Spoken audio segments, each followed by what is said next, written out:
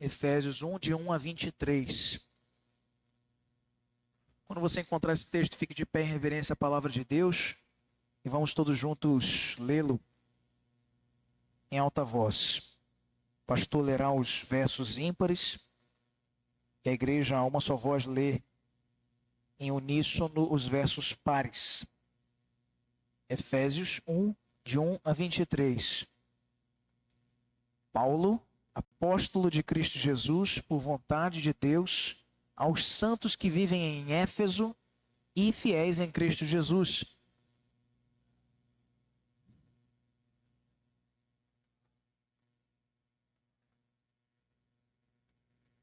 Bendito o Deus e Pai de nosso Senhor Jesus Cristo, que nos tem abençoado com toda sorte de bênção espiritual nas regiões celestes em Cristo.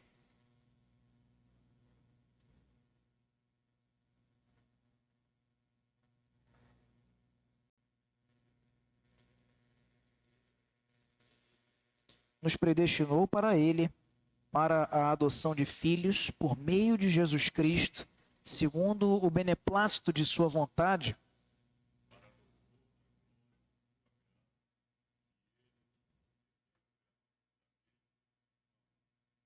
que Deus derramou abundantemente sobre nós em toda a sabedoria e prudência.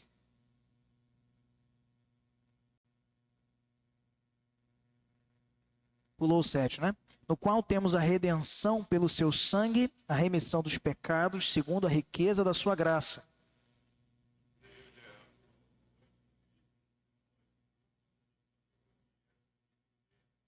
Desvendando-nos o mistério da sua vontade, segundo o seu beneplácito que propusera em Cristo.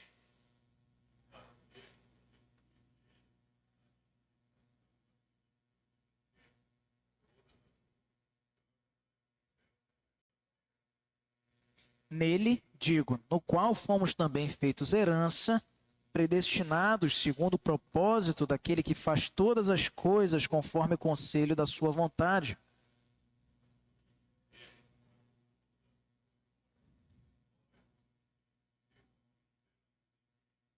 Em quem também vós, depois que ouvistes a palavra da verdade, o evangelho da nossa salvação, da vossa salvação, tendo nele também crido, fostes selados com o Santo Espírito da promessa.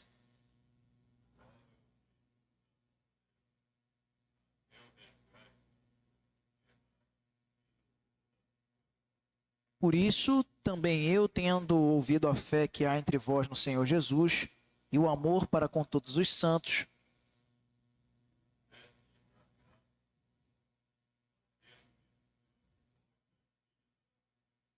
para que o Deus de nosso Senhor Jesus Cristo, o Pai da glória, vos conceda espírito de sabedoria e de revelação no pleno conhecimento dele,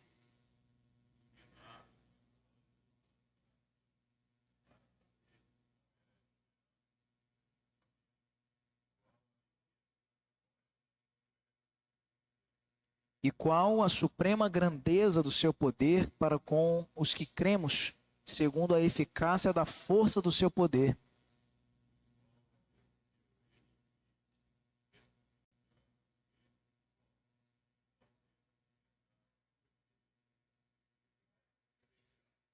Acima de todo principado e potestade e poder e domínio, e de todo nome que se possa referir não só no presente século, mas também no vindouro.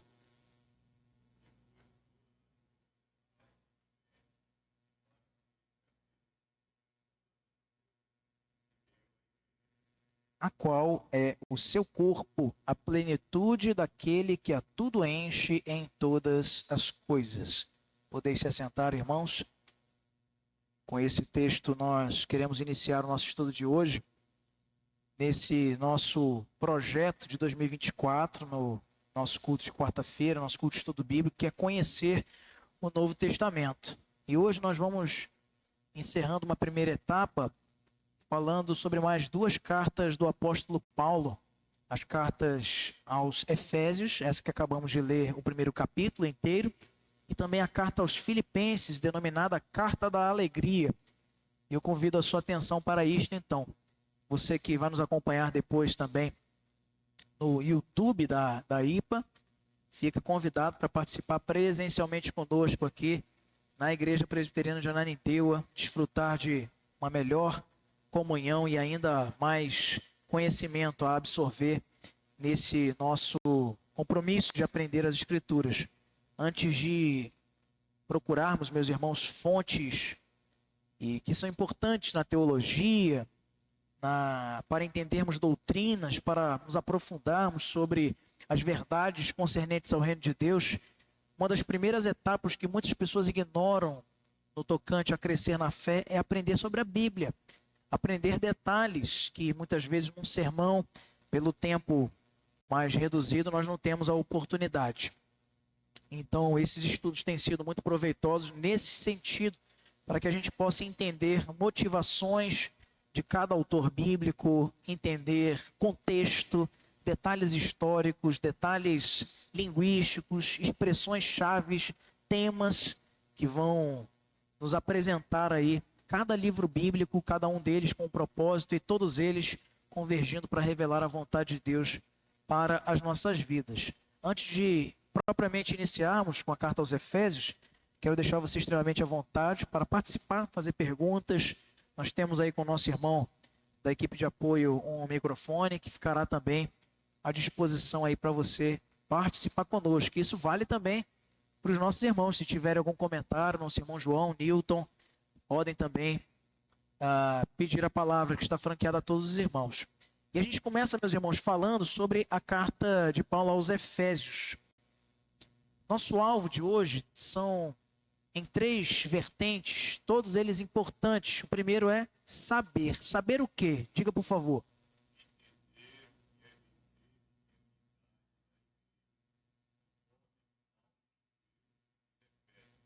Uma das cartas que mais aplica essa doutrina, que chama-se eclesiologia, que é a doutrina da igreja, é a carta aos Efésios. Não somente ela, por óbvio. Outras cartas também nos apresentam com muita profundidade o entendimento que cerca como funciona o corpo de Cristo. Mas nós vimos no finalzinho desse capítulo de número 1, quando lemos na nossa devocional, que Deus pôs todas as coisas debaixo dos pés de quem? De Cristo, para que ele fosse o cabeça sobre todas as coisas, o dando à igreja. Cristo é um presente dado à igreja, a eleita do Senhor, a qual é o seu corpo. Nós somos representação do corpo e por isso, o primeiro dos alvos que nós temos com a carta aos Efésios é entendermos o que é viver em unidade na igreja, que é pensarmos diferentes, mas unidos em Cristo, sendo corpo de Cristo. O braço não é igual à cabeça, tampouco a cabeça igual ao pé, mas todos eles estão unidos num vínculo biológico, corpóreo, que é a nossa fisionomia. E nós não podemos negligenciar esse entendimento ao pensarmos, por exemplo, que unidade na igreja é todo mundo pensar igual. Na realidade, unidade na igreja é vínculo que supera as diferenças para que cada um com as suas potencialidades frutifiquem para o louvor da glória do nome de Deus. Nosso segundo alvo é sentir. Depois de entendermos essa questão da unidade da igreja, como Paulo instrui os Efésios, nós somos convidados também a meditarmos. Para quê? Desejar viver em unidade com todos os cristãos com quem convive. Não é apenas entender que a igreja tem que viver em unidade, mas também nos comprometermos com isso. E sendo desafiados à ação, para usarmos as capacidades recebidas de Deus para edificar a igreja em que nós estamos localizados. Na nossa introdução, nós separamos aqui alguns detalhes importantes. Primeiro é que Efésios é uma das epístolas mais lidas e estudadas do Novo Testamento. Grandes homens de Deus foram fortemente impactados pela carta aos Efésios ao longo de toda a história. Alguns motivos são, primeiro, porque a carta aos Efésios é uma carta breve, composta aí de 6 capítulos. Então, uma breve leitura. Eu, quando criança, sempre que desobedecia a minha mãe, ela dava essa missão, que com o tempo fui aprendendo que não era um castigo, era uma bênção para a minha vida, ler a carta aos Efésios, e li-la algumas vezes, entendendo poucas coisas no tocante as doutrinas que ela nos ensina, mas compreendendo muito bem o seu final quando fala da parte prática, daquele texto que todos nós conhecemos, né? Você que já teve esse privilégio de ser criado num lar evangélico ou cristão. E aí a gente vai lá para Efésios 6 e ele começa falando sobre os filhos, né? Filhos, obedecei aos vossos pais no Senhor, pois isto é justo. Honra a teu pai e a tua mãe, que é o primeiro mandamento com promessa, para que te vá bem e sejas de longa vida sobre a terra. E vós, pais, não provoqueis vossos filhos a ira, mas criai-os na disciplina e na admoestação do Senhor. Então, sempre que a gente sair um pouco da linha aí na rebeldia, né, na infância, eu me lembro da minha mãe, do meu pai dizendo: filhos, obedecei aos vossos pais no Senhor, honra teu pai. E aí eu já respondia, eu já sabia que eu ia ser advogado desde criança, né, porque tudo tinha um argumento. E aí eu já respondia logo: pais, não provoqueis os vossos filhos a ira. Já respondia já na Tramontina. Mas, meus irmãos, olha só, né? Por que é uma carta muito prática? A carta aos Efésios, ela é gostosa de ser lida. Ela vai desenrolando os temas, às vezes até complexos, com muita naturalidade. Por isso, a gente destacou aqui que é uma das epístolas mais lidas do Novo Testamento. Samuel Coleridge, ele chamou a carta aos Efésios de a divina composição do homem, porque nela Deus nos destaca como que é forjado o corpo de Cristo, do que é constituído o homem, para qual propósito ele foi criado. É nela que fala da nossa salvação ser apenas pela graça e não por obras, para que o homem não se glorie, está no capítulo 2. João Calvino considerava Efésios seu livro favorito da Bíblia. Dentre outros livros que o grande reformador teve a oportunidade de comentar, o seu comentário de Efésios, eu sou suspeito para dizer, é um dos mais completos que existe até hoje. Não pelo que ele disse, mas pelo que o Espírito Santo inspirou para registrar, comentando essa importante carta. John Knox, que é o pai do presbiterianismo, né, na Escócia, ele pediu que os sermões de Calvino em Efésios fossem lidos para ele em seu leito de morte. Só apenas curiosidades, mas que reforçam o que nós dissemos na primeira lâmina, quando mencionamos essa importância da carta aos Efésios. No nosso olhar, meus irmãos, panorâmico dessa carta, nós temos que ela integra o grupo de epístolas paulinas eclesiásticas, ou as igrejas. Depois ainda veremos duas seções de cartas paulinas. A primeira delas é esta, epístolas pastorais, epístolas eclesiásticas das igrejas, como ele escreveu a Galácia, como ele escreveu a Roma, como ele escreveu a igreja de Corinto, como ele escreveu a igreja de Filipos, que nós vamos ver hoje, e também a de Éfeso. E existe um segundo grupo, que é o grupo de epístolas paulinas pastorais, quando ele fala como um pastor para um discípulo. Isso ele faz a Tito e também a Timóteo em duas cartas. E existe um terceiro e último grupo, que é a carta pessoal, que é só uma carta a Filemon. Então, aqui o autor é Paulo e ele já se identifica no primeiro capítulo, primeiro versículo. Em Efésios 1:1, ele dá nome aos bois, dizendo aqui ter sido ele o autor da epístola. Paulo, apóstolo de Cristo Jesus, por vontade de Deus, aos santos que vivem em Éfeso e fiéis em Cristo Jesus. O ano da escrita dessa carta provavelmente foi no ano 61 depois de Cristo, alguns poucos anos antes do seu padecimento a mando de Nero, quando foi ele, pela tradição cristã, como temos conhecimento, decapitado em Roma, já preso, já em regime fechado. Ele passou por algumas prisões, teve prisão em regime domiciliar, onde vemos lá em Atos 28, e ele alugou uma casa para pregar mais o evangelho para gente que ali ia chegando, querendo conhecer o apóstolo Paulo. Mas depois ele é levado para uma prisão, já num regime fechado, quando se recrudesceu a perseguição à igreja, no primeiro século, a mando do imperador Nero. E ele escreve dessa prisão. Essa carta ele escreve já nos momentos quase que finais da sua vida. Há algumas cartas que foram registradas na prisão. Um exemplo delas é Efésios, a outra é Filemon. Outra carta da prisão também é a carta de Paulo a Timóteo. A segunda carta de Paulo a Timóteo. e outras. Então, Filipenses, que é a outra que a gente vai ver hoje, também foi uma carta da prisão.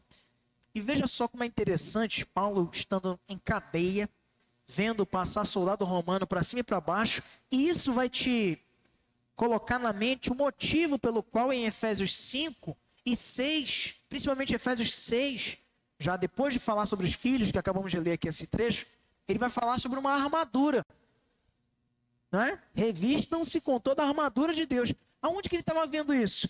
Na prisão em Roma, vendo um soldado passar de guarda, vigilância para com aquele grande homem de Deus. Então, ele usa, inspirado pelo Espírito Santo de Deus, aquela referência simbólica da armadura do soldado romano para nos falar sobre o revestimento de armas espirituais que só os crentes têm em Cristo Jesus.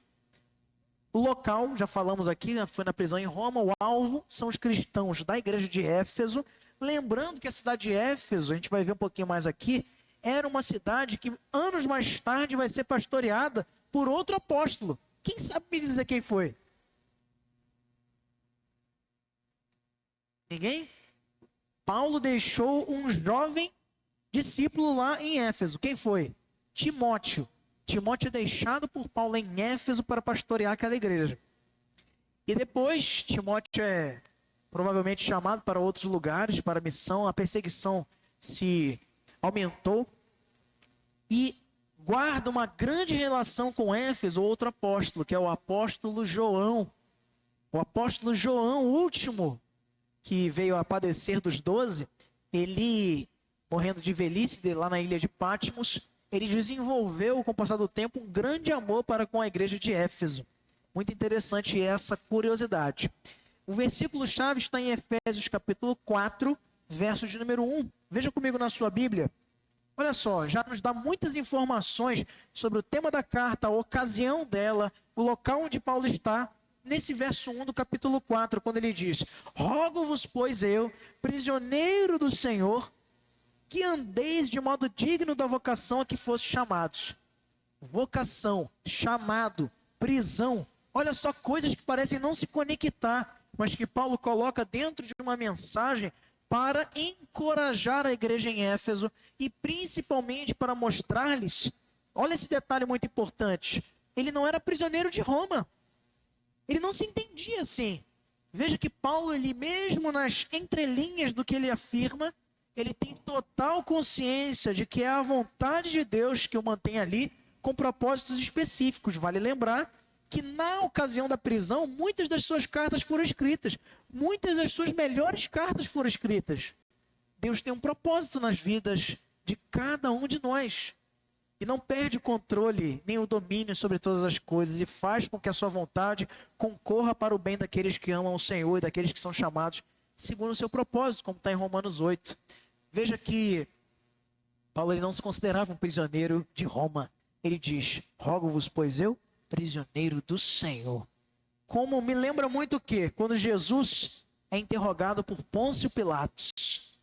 E Pilatos diz para o nosso Senhor e Salvador Jesus Cristo: você sabe que quando ele não responde nada, né, às perguntas dele, e aí, lembra o que foi que Pilatos disse para ele? Você sabe que eu tenho autoridade para te inocentar e para te condenar. E aí o que Jesus responde para ele? Nenhuma autoridade teria se pelo Pai não te fosse dado. Mas eu quero te dizer que eu mesmo dou a minha vida. Tenho poder para dá-la e para reavê-la. E esse mandato recebi de meu Pai. O que Jesus está ensinando para Pilatos? Não é você que tem poder. É o Senhor que tem toda a autoridade. E toda a autoridade é constituída por Deus. Muito interessante esse destaque. No verso 4, capítulo 4, verso 1. E a expressão-chave dessa carta é a vida prática em Cristo. Por isso ele vai falar muito sobre luta espiritual. No capítulo 6 fala sobre pais e filhos, sobre esposo e esposa, fala sobre casamento, fala sobre temas essenciais para a vida cristã, unidade na fé e tantos outros temas. O esboço dessa carta ele pode ser dividido da seguinte forma. A primeira seção dela vai do capítulo 1 até o capítulo 3, e é a seção doutrinária. Fala sobre a nossa posição em Jesus. Quem nós somos nele. No capítulo 1, ele vai nos evocar a mensagem da igreja, as bênçãos que nós recebemos em Cristo, como Ele sendo o autor da nossa redenção. Já no capítulo 2, ele nos coloca no nosso lugar de quem éramos antes de Cristo. Isto é, antes da salvação, perdidos, mortos em nossos delitos e pecados, totalmente miseráveis e incapazes de nos achegarmos a Deus sozinhos. E por isso ele conclui nesse capítulo 2 que a salvação é pela graça, mediante a fé, isso não vem de vós, é dom de Deus. Já no capítulo 3, ele fala de uma graça, desta graça salvadora, que avança para além dos judeus, alcançando também os gentios. E do capítulo 4 até o capítulo 5, Paulo vai enfatizar uma segunda seção da carta, uma seção prática de deveres que nós precisamos ter para com o nosso andar no Senhor. Ele fala sobre a necessidade de andarmos juntos, de entendermos que somos parte de um projeto eterno, que nós não somos membros desanuviados, que andam conforme o conselho dos seus próprios propósitos. Nós temos liderança, nós temos um contexto, uma missão, uma comunidade, uma família na fé, porque há um só corpo, um só Espírito, um só batismo, uma só esperança, um só Senhor, uma só fé e um só Deus e Pai de todos, qual é sobre todos e age por meio de todos e está em todos. No capítulo 5 ele fala sobre deveres familiares, o dever de sermos imitadores da luz, andarmos produzindo frutos de luz e não de trevas, e também sobre a importância do casamento. Fala ele sobre o lar cristão, sobre o marido, sobre a mulher, sobre os papéis, sobre os propósitos de cada cônjuge e sobre o desempenho de uma vida conjugal saudável aos olhos do Senhor. E finalmente ele encerra no capítulo 6, sobretudo do versículo 10 em diante, falando sobre a nossa defesa, as nossas armas concedidas para fortalecimento no Senhor e para experimentarmos a força do Senhor. E armas essas disponíveis pelo Espírito Santo para todos os crentes. A armadura de Deus. Ele cita aqui que a nossa luta não é contra a carne, é contra o sangue. Não é uma luta humana, é uma luta espiritual. Contra os principados e potestades, contra os dominadores desse mundo tenebroso, contra o sistema reinante no mundo que é pecado, corrupção e queda, frutos da nossa condição de herança de Adão que recebemos e que nos leva para uma santa e justa condenação da parte de Deus. Não fosse a obra da salvação de Cristo que nos afasta de qualquer condenação para nos dar a vida eterna. É importante vermos que podemos dividir ou resumir, melhor dizendo, a carta aos Efésios em uma frase, uma sentença. E ela diz assim, vamos ler juntos? Paulo ensina a viver de modo digno da nossa vocação pela nossa posição em Cristo. Em poucas palavras, Paulo com a carta aos Efésios nos recomenda, nos exorta a vivermos uma vida digna da grande salvação que recebemos, não para sermos salvos. Note que na mesma carta que ele fala que a salvação é só pela graça e não por obras, para que ninguém se glorie, nessa mesma carta ele não diz, então você não precisa mais fazer nada. Muito pelo contrário. Ele aqui diz que o marido tem que amar sua mulher, que a mulher tem que respeitar seu marido, que os filhos têm que obedecer aos seus pais, os pais não devem criar os seus filhos com teimosia, causando ira a eles. Ele diz que devemos nos comportar como verdadeiros filhos da luz e não das trevas. Mesma carta que ele fala da salvação pela graça. Por quê? Porque as boas obras são um resultado direto de uma nova criação, de um novo nascimento que nós experimentamos. Isso nos fica muito claro no capítulo 10, no versículo 10 do capítulo 2. No mesmo trecho onde ele está falando, a partir do verso 8, porque pela graça sois salvos, mediante a fé, isto não vem de vós, é dom de Deus, não de obras, para que ninguém se glorie, pois somos feitura dele, criados em Cristo Jesus, para boas obras, as quais Deus de antemão preparou para que andássemos nelas. Ou seja, o que Paulo está dizendo é que Deus, ele remiu um povo eleito nele para ser um testemunho, um farol para as nações, um testemunho na sociedade, um testemunho na sua família, no seu bairro, de que é um salvo. As boas obras não são a causa da nossa salvação, são a consequência dela. Nós somos salvos, diz aqui o autor, que é Paulo, para as boas obras. Ele não nos salvou para vivermos para a ocasião do pecado, mas para, com gratidão, nos parecermos cada dia mais com Ele. Por isso, essa pode ser a grande frase que resume a carta aos Efésios. A cidade de Éfeso, meus irmãos, como nós não poderíamos deixar de destacar, ela é localizada a 1.600 metros da costa do mar. E Éfeso era uma das grandes cidades do mundo antigo e era a capital da Ásia Menor. Lembra aquilo que eu falei antes, o outro grande apóstolo que se associou muito à igreja de Éfeso foi João. E ele escreve também as suas cartas para as igrejas da Ásia Menor. As 7 igrejas lá do Apocalipse, todas elas localizadas nessa região. E essa cidade era muito conhecida por ser um grande centro religioso, político e também comercial da região. Veja que os apóstolos eles foram muito estratégicos e movidos pelo Senhor com toda certeza para adotarem esse propósito de plantar igrejas em locais estratégicos, locais marítimos que constavam com portos, onde haveria um fluxo muito intenso de pessoas e por ali a multiplicação da mensagem do Cristo ressurreto seria muito facilitada. Não foram plantando igreja em qualquer lugar, movidos pelo Senhor no local certo, com a providência de Deus que abriu as portas para que ali eles também pudessem proclamar o reino de Deus. Em Éfeso, e aí você vai lembrar do episódio lá de Paulo que foi expulso dessa cidade, inclusive, estava um dos mais famosos templos dedicados à deusa Artemis, ou lá no contexto da cultura de Éfeso, Diana, considerado até hoje uma das 7 maravilhas do mundo antigo. Uma curiosidade interessante. Em terceiro lugar, nós vemos o contexto aqui da visita de Paulo antes de escrever a carta. Ele primeiro vai lá, contribui para o plantio daquela igreja e depois ele escreve uma carta para trazer exortações àquela igreja. Ele visitou Éfeso no retorno da sua segunda viagem missionária, deixando ali um casal de irmãos discípulos de Cristo que aprenderam com ele, estavam ali repassando o evangelho naquela cidade que era Priscila e Áquila, ou Áquila e Priscila, como está referenciado lá em Atos 18, de 18 a 21.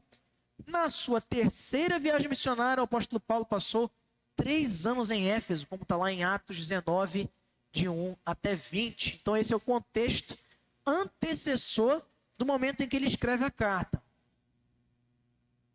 O conteúdo da carta aos Efésios é carregado de informações sobre as doutrinas básicas da fé cristã.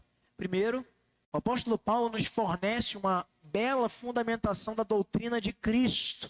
No capítulo 1 que nós lemos aqui alternadamente, ele diz que Cristo é o cabeça da igreja. Ele diz que Cristo recebeu toda a autoridade para que todas as coisas estivessem debaixo dos seus pés. É uma linguagem simbólica aqui para referir que nada foi feito sem que ele determinasse, ou seja, tudo é sobre Jesus. Ele tem a autoridade suprema, não apenas da igreja, como também do universo. Depois de falarmos sobre Cristo, Paulo nos apresenta na carta aos Efésios os aspectos práticos da vida cristã, como um resultado de uma base teológica comunicada nesse início. Se Cristo é a autoridade suprema de tudo e todas as coisas da sua igreja, devemos nos guiar pela sua lei, pela lei de Cristo, por aquilo que ele requer de nós, como ele se comportou. Veja como é que faz todo sentido essa linha de doutrina que Paulo usa aqui na carta aos Efésios, quando lá em Efésios 5, 21, ele vai dizer que os maridos devem amar as suas esposas como Cristo amou a igreja. Quem é a referência dada no capítulo 1? Cristo. Ele é a autoridade suprema. Portanto, a referência suprema de masculinidade, de hombridade, de caráter de homem. O melhor homem. A gente às vezes só lembra que Jesus era o Filho de Deus. Ele era totalmente Deus, mas também totalmente homem. Jesus não foi só o servo sofredor, o obediente servo de Deus, Não foi só o Cordeiro que tira o pecado do mundo. Ele foi ele foi o segundo Adão. Ele foi o melhor homem que andou nesta terra. O mais respeitador, o mais íntegro, o mais obediente a Deus, o mais responsável, o mais amoroso e compassivo e perdoador, o melhor homem de todos, o perfeito homem. Aquilo que Adão não conseguiu cumprir, ele cumpriu no seu ministério, na sua vida.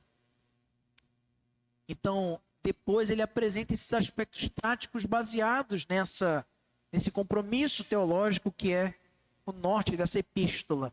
E por fim, Paulo discorre sobre armas contra os nossos inimigos que não são carne e sangue.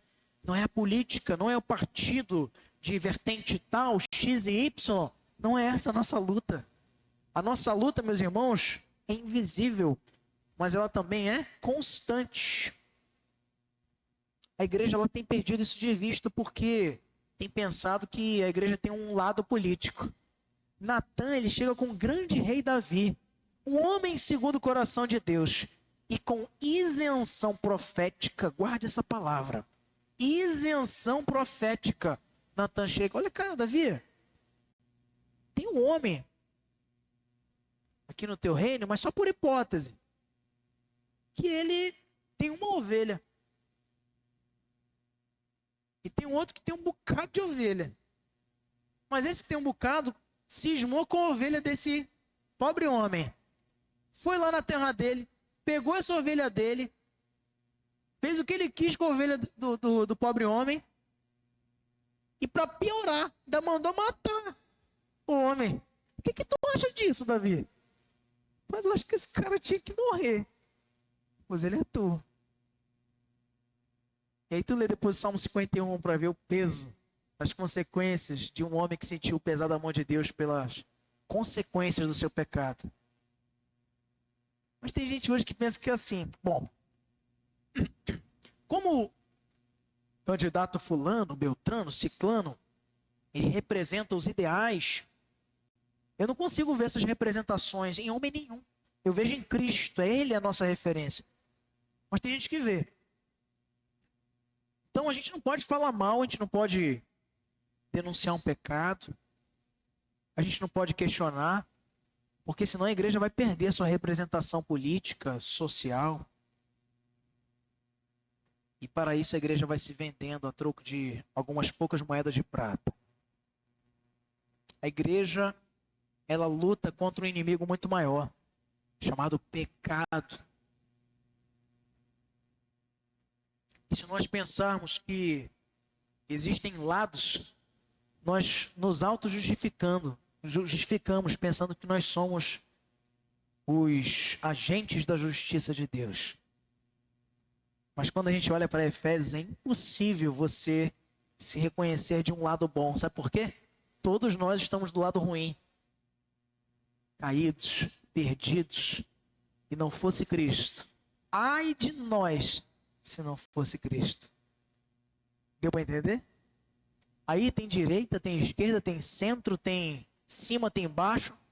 Todos eles estão dentro desse mesmo espectro de perdição, incluindo nós, que agora somos feitos novos homens, novas mulheres, novas criaturas. Isso não nos permite nos comprometermos com nada neste mundo que não seja a sua palavra. E com isso nós vamos lutar com as armas que ele menciona aqui no capítulo 6 contra o nosso inimigo. Seja ele de cor azul, vermelha, verde, amarela, qualquer cor. A igreja é chamada para ter isenção profética. Essa é uma boa mensagem trazida aqui nesta carta aos Efésios. Vai passar, eu acho.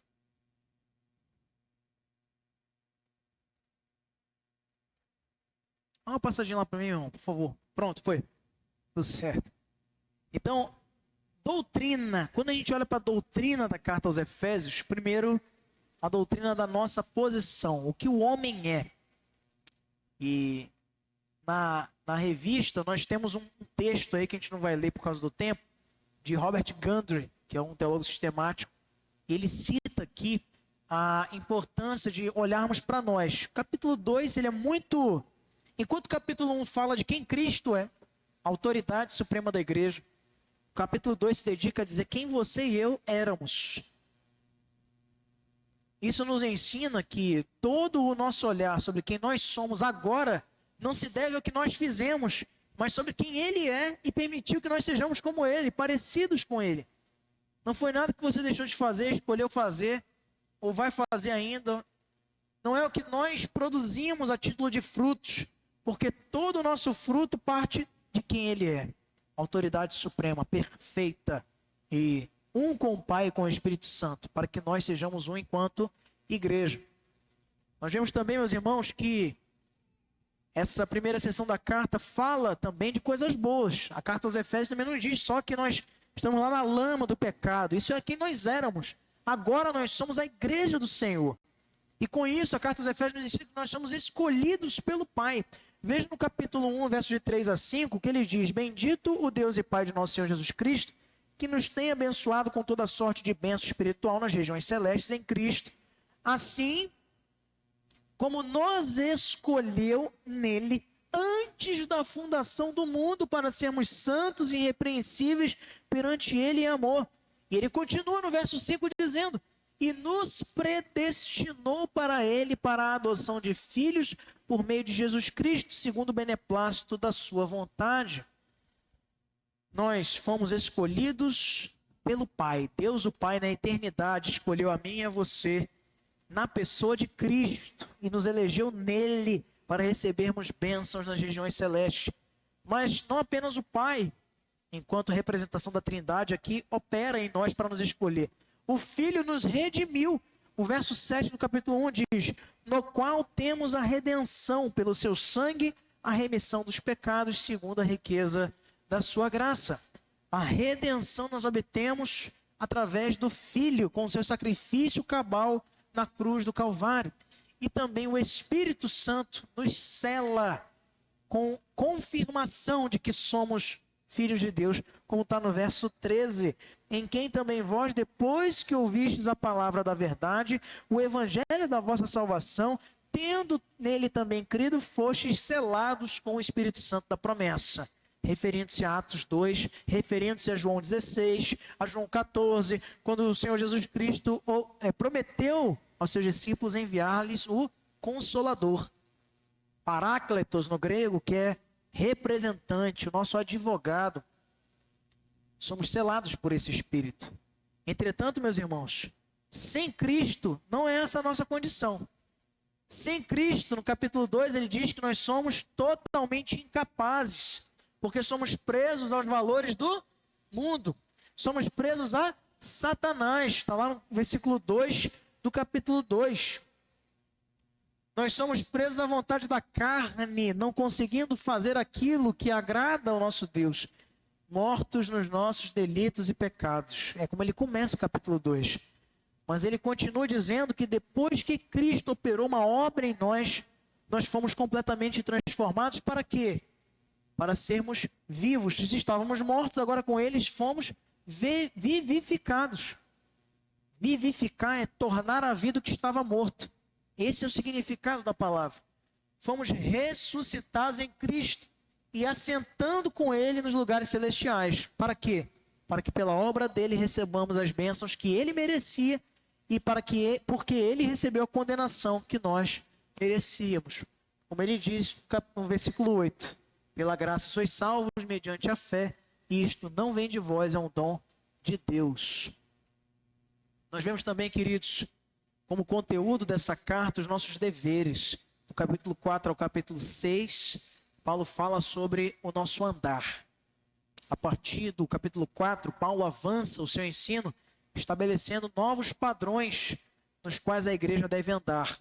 Voltando, então, do que Deus tem feito para o que nós devemos ser e fazer, da doutrina para a prática, que são duas realidades importantes para a vida da igreja. Primeiro, a teologia, que é o conhecimento, é a doutrina, mas só ela não nos conduz à prática das boas obras que Deus preparou para que andássemos nelas, como vimos aqui em Efésios 2:10. A outra vertente importantíssima, sem a qual a teologia não pode andar de maneira sadia, é a teopraxia. É a vida com Deus. É o conhecimento na prática. É a aplicação daquilo que nós aprendemos toda quarta, todo domingo, toda reunião da igreja, na nossa vida lá fora, onde nós somos desafiados a sermos o rebanho do Senhor, transformando a nossa sociedade e vivendo uma vida que agrade ao nosso Deus. Ele faz uma apelação aqui para a unidade do corpo, quando ele diz no verso 1 do capítulo de número 4, rogo-vos. É quase como dizendo assim, provavelmente Timóteo, como nós vemos, e por isso que é importante estudarmos toda a Bíblia.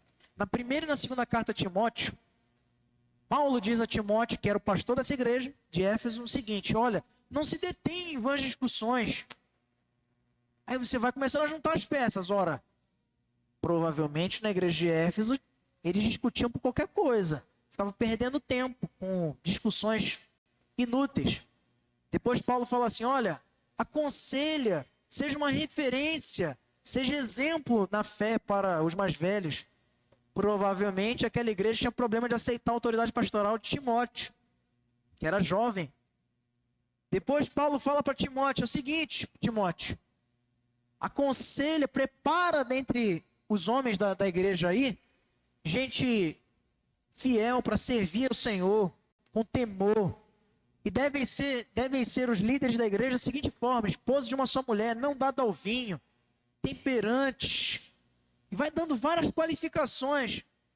Por que Paulo faz isso? Porque provavelmente a igreja de Éfeso estava lidando com dificuldade, carência de formação de líderes, conforme a palavra de Deus. Então, por isso que ele, na carta aqui, faz um apelo. Quando a gente lê rápido a carta aos Efésios, a gente pensa, pô, é uma igrejona bacana, não tinha nenhum problema. A gente começa a observar o que está por trás das recomendações, quando ele diz, e usa essa expressão que é marcante, rogo-vos. Quem diz assim, pelo amor de Deus, eu suplico a vocês, sejam um em Cristo. Parem de buscar a própria vontade de vocês. Isso nós vamos ver que compreende uma unidade que depende de qualidades não teológicas, não de qualidades intelectuais, mas qualidades morais. Humildade, mansidão, longanimidade, convivência pacífica uns com os outros e amor. Vínculos que o Espírito Santo nos habilita a ter quando nascemos de novo. Ele faz esse apelo para a unidade do corpo, ainda no capítulo número 4, falando que a unidade é mantida pelo esforço de cada um. No versículo 13 ele diz, esforçando-vos diligentemente para preservar a unidade do Espírito no vínculo da paz. E essa unidade surge, em terceiro lugar, pela unidade do Senhor. Se Deus é um com o Pai, um com o Filho e com o Espírito Santo, então por que nós vamos ser partidarizados, divididos? Há somente um corpo, porque há um só Espírito. Olha a trindade no meio aí. Há somente uma esperança, uma fé, um batismo, porque há um só Senhor que ordenou essas coisas, que nos legou a fé, que nos determinou que batizássemos os convertidos e que nos determinou que servíssemos somente a Ele, Cristo. E há uma só família, porque há um só Deus e Pai de todos. Olha a completude do apelo para a unidade, mostrando quem Deus é. Muito importante entendermos isso. E a necessidade dos dons.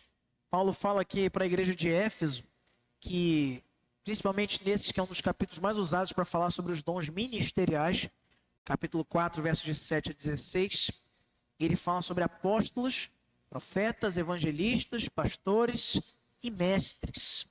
E é interessante esse destaque aí no asterisco, que os dois últimos dons, eles podem significar um único dom. Há alguns teólogos que entendem que há o dom, todo pastor é um mestre, deve ser um mestre.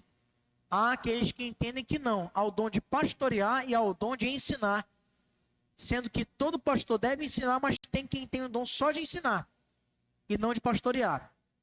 Aí é filigrana teológica. Importante é entendermos a multiforme graça de Deus que opera na igreja. E particularmente eu entendo que existem sim aqueles que têm o dom de mestre e não de pastor. Considerando professores de escola dominical, autores de livros, homens de Deus e mulheres também que recebem o dom do ensino, mas que não recebem o dom de pastoreio, de cuidado de gente, de governo da igreja. Mas qual é o propósito desses dons? Microfone aqui para o nosso irmão Luciano. O propósito dos dons, diz aqui Paulo, é o aperfeiçoamento dos santos.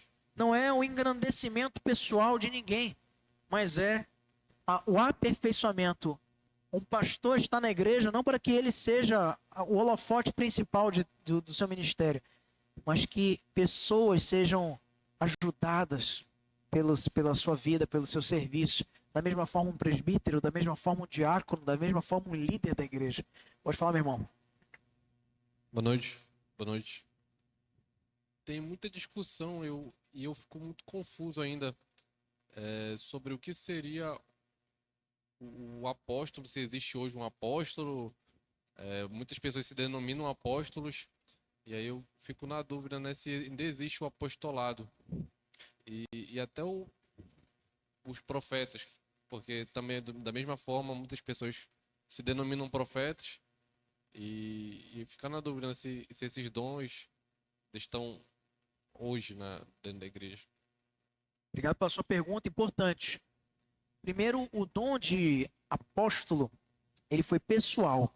Então, o entendimento majoritário dos teólogos é de que era preciso que se atendesse a alguns requisitos para ser um apóstolo, como os que são referenciados por Pedro e pelos 11, né, porque Judas enforcou-se, quando eles escolheram um sucessor para Judas Iscariotes, que foi na eleição lá por lançamento de sortes, que era o costume judeu, Matias. Está lá em Atos, capítulo 1. Antes do Pentecostes. Então eles escolheram um substituto. Vamos ver esse texto? Atos, capítulo 1. Versos de 15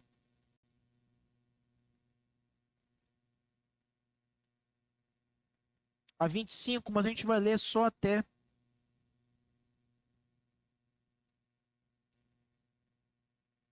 o verso 22. Vamos lá? Olha, naqueles dias levantou-se Pedro no meio dos irmãos.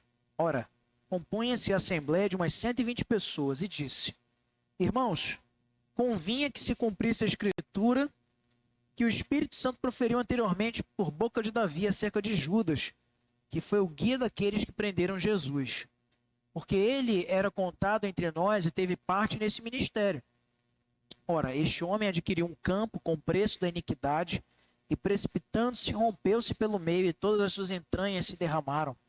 E isto chegou ao conhecimento de todos os habitantes de Jerusalém, de maneira que em sua própria língua esse campo era chamado de Aceldama, isto é, campo de sangue, porque está escrito no livro dos Salmos: Fique deserta a sua morada e não haja quem nela habite, e tome outro o seu encargo. É necessário, pois, que dos homens que nos acompanharam todo o tempo que o Senhor Jesus andou entre nós. Primeiro requisito, verso 21. É necessário, pois, que dos homens que nos acompanharam todo o tempo que o Senhor Jesus Cristo andou entre nós. Isso aqui chama-se testemunhas oculares. Aí você já vai logo me apresentar um contra-argumento. E Paulo? Mas veja só, Paulo andou nos tempos de Jesus, sim ou não? Sim. Ele viu com seus próprios olhos. Entretanto, ele era um perseguidor da igreja. O requisito aqui não era ser favorável. Era ser uma testemunha ocular de Jesus. Segundo, começando no batismo de João, até o dia que dentre nós foi levado às alturas, um destes se torne testemunha conosco da sua ressurreição. Tá? Então propuseram 2, José chamado Barsabás, cognominado Justo, e Matias, e orando disseram: Tu, Senhor, que conheces o coração de todos, revela-nos qual destes 2 tem escolhido, para preencher a vaga neste ministério e apostolado, do qual Judas se transviou indo para o seu próprio lugar. e o lançando em sortes, vindo a sorte recair sobre Matias, sendo-lhe então votado o lugar com os 11. Depois, Barnabé e Paulo vão integrar aí também esse grupo, tendo sido também testemunhas, embora Paulo fora de tempo, mas acompanhado durante o tempo de perseguição e depois caindo as escamas de seus olhos, quando o próprio Cristo chama-o pelo seu próprio nome, perguntando por que o perseguia na estrada para Damasco. Então, o dom de apostolado exige essa qualificação. Por lógica, não há entre nós ninguém mais que é uma testemunha ocular do Cristo no seu ministério terreno. Por isso, entendemos nós, reformados, que o último apóstolo vivo foi João, que padeceu entre o ano 95 e 98 na ilha de Patmos. Depois disso, cessou-se o ministério apostólico. E com ele, cessando também os dons vinculados a eles, dentre os quais, respondendo a sua segunda pergunta, profecia. Por quê? Porque os sinais, curas, milagres, lembre que não estou falando de Deus. Deus não deixou de ser Deus na história. Nós continuamos crendo que Deus cura as pessoas, que Ele realiza milagres, coisas sobrenaturais conforme o conselho da sua vontade, mas não pela minha mão. Entendeu? Por quê? Porque isto aconteceu para que se cumprisse, para que crescem que aqueles homens eram enviados de Deus. Mas quando se fecha o cânon das Escrituras, nossa referência deixa de ser os sinais para serem agora o testemunho das Escrituras. Então, o nosso entendimento é de que os sinais aqui, dentre eles o da profecia e da revelação, atenderam a um propósito carismático para autenticar a autoridade dos apóstolos. E depois de que o último apóstolo venha a padecer, que foi João, então agora a igreja se autentica não mais pelo testemunho dos sinais, mas pelo testemunho das Escrituras, que são a revelação de Deus, fechada no cânon com o último registro de um dos apóstolos, que foi o Apocalipse. Então, por que isso é importante entendermos? Porque isso não é uma coisa que a igreja presbiteriana inventou. Já no segundo século, veja, João morre entre 95 e 98, muito bem? Lá no segundo século, surgiu um movimento carismático. Lembra, o último apóstolo tinha morrido. E surgiu um movimento carismático chamado montanismo, liderado por as duas filhas, esqueci o nome do camarada agora, que se julgava profeta, e as suas duas filhas chamadas profetisas, que, segundo ele, estavam possuídas do Espírito Santo para revelar novas verdades à igreja. Já estava solidificado, já tinha igreja em Éfeso, em Corinto, em Colossos, em Filipos, em Roma, já tinha igreja já espalhada naquela região. Priscila e Maximila eram as duas filhas de Montano, tá? Que liderou o montanismo. E todos os pastores, presbíteros que haviam nas igrejas então recriminaram esse movimento porque não era compatível com as Escrituras. Então não é uma coisa que a gente inventou agora, essa questão do cessacionismo aí. A própria igreja na história recriminou, entendendo que já havia cessado com o último apóstolo, esse movimento carismático. Agora o que perdura na igreja são os dons ministeriais, que é evangelistas, pastores e mestres. Respondida a pergunta? Ficou alguma dúvida ainda? Só na hora da prova, né? O propósito, então, é o aperfeiçoamento da igreja. E o objetivo desses dons não é engrandecimento pessoal. É a unidade, a maturidade do corpo de Cristo. A defesa das nossas armas é mencionada aí em Efésios 2:2 e 4:7. E o diabo é lembrado por Paulo nessa sessão, para nos falar dessas armas. Primeiro ele fala de um inimigo que é astuto, poderoso e maligno.